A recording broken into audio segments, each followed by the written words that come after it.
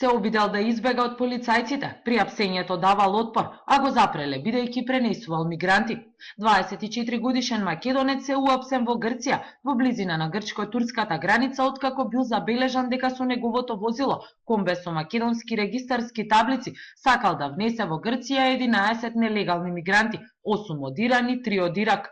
Граничната полиција го уапсила во близина на Еврос и се товари за пренесување мигранти во внатрешноста на земјата.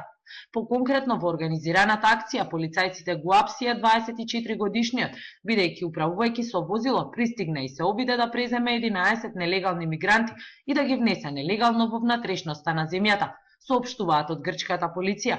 Уапсениот македонец, освен за пренесување мигранти, се товари за давање отпор при апсење. Полицијата го запленила возилото на 24 годишниот, како и 2 мобилни телефони.